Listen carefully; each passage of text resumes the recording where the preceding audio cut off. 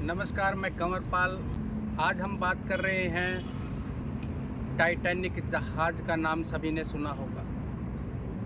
उस टाइटैनिक में लगभग 1500 के करीब लोग थे जो कि उसके साथ डूब गए और अपनी जान जिन्होंने गंवा दी। टाइटैनिक जहाज की अगर बात करें, इसके बारे में कहा जाता था कि अपने समय का सबसे विशाल और बड़े आकार का जहाज था, जिसके बारे में कहा जाता था कि यह कभी नहीं डूबेगा। इस जहाज की ऊंचाई लगभग 17 मंजिला के करीब थी और इसका हॉर्न इतना तेज था कि जिसे 11 मील की दूरी से भी सुना जा सकता था। 10 अप्रैल 1912 का दिन था जब इस जहाज ने सबसे पहले ब्रिटेन के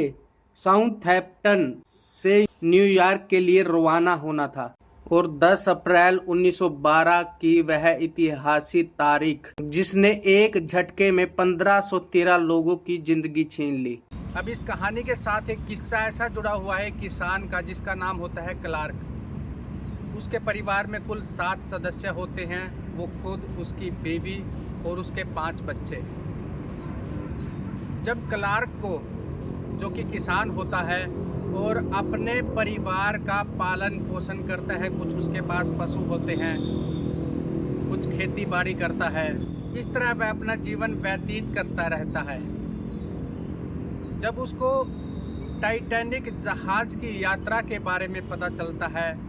तो वह भी उत्सुक होता है उस जहाज में यात्रा करने के लिए।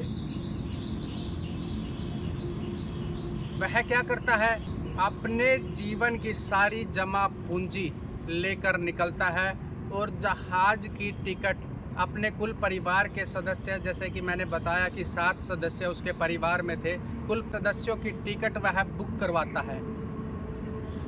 और खुशी खुशी अपने घर आ जाता है। उसे इंतज़ार होता है उस दिन का जब टाइटैनिक ने अपनी पहली यात्रा शुरू करनी थी। ऐसे में क्या होता है कि उस किसान का एक पालतू कुत्ता होता है और वह कुत्ता उसके छोटे बच्चे को काट लेता है, जिसकी वजह से परिवार बहुत सख्ते में आ जाता है और वह क्या करते हैं, डॉक्टर को बुलाते हैं, डॉक्टर से इलाज होता है और डॉक्टर इलाज करने के साथ, मरहम पट्टी करने के साथ उस परिवार को यानी कि किसान क्लार्क को एक सलाह भी देता है कि यह बच्चा कोई बाहर यात्रा के लिए न जाए। अब यह बात सुनकर पूरा परिवार जो होता है वह टेंशन में आ जाता है, सदमे में आ जाता है कि हमने तो कुछ ही दिन बाद एक जो यात्रा करनी है, जहाज टाइटैनिक जहाज की जो यात्रा करनी है वो कैसे हो पाएगी। ऐसे में जो उसकी पत्नी होती है वो क्लार्क को कहती है कि आप ऐसा करें, मैं बच्चे के साथ रह जाती हूँ, आप और अन्य बच्चे जो हैं वो यात्रा के लिए जाएं, क्योंकि क्लार्क अपने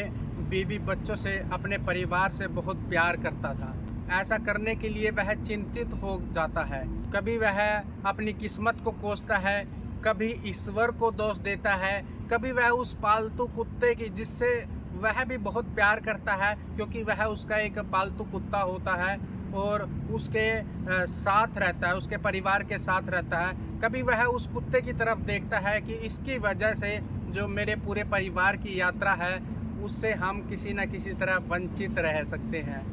ऐसे में वो घड़ी आ जाती है जिस दिन टाइटैनिक जहाज ने अपनी पहली यात्रा आरंभ करनी थी। तो क्लार्क एक तरफ किनारे की तरफ खड़ा होता है, बंदरगाह पे पहुंच जाता है, जहां वह देखता है कि जो भी उस जहाज में यात्रा करने के लिए यात्री होते हैं बड़े उत्सुक होते हैं, खुशी खुशी वह जहाज की तरफ बढ़ रहे होते हैं। लेकिन जो किसान होता है, क्लार्क होता है, वह बहुत चिंतित होता है, बहुत उदास होता है और एक तरफ किनारे पर खड़ा होता है, देख रहा होता है उन यात्रियों को कि किस तरह से ये यात्री खुश हैं और बढ़ रहे हैं अपने गंतव्य की तरफ, अपनी यात्रा की तरफ, अपनी मंजिल की तरफ। इस उदासी के साथ क्लार्क अपने घर वापस आ जाता है, यानी कि वह यात्रा को कैंसिल कर देता है और अपने परिवार के बीच पहुंच जाता है। कुछ समय बाद क्लार्क को पता चलता है कि जो टाइटैनिक जहाज था वह बीच यात्रा के पानी में डूब चुका है अब क्लार्क को जब इस बात का पता चलता है तो उसको बहुत अचंभा होता है, बहुत उसको अचरज होता है कि यह क्या हो गया,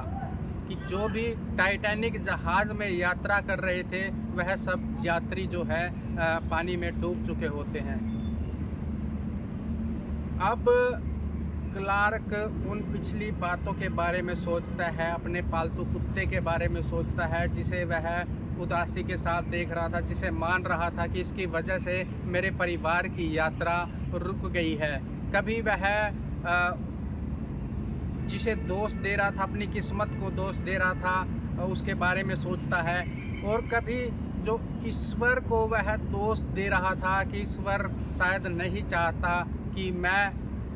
मैं यह यात्रा करूं,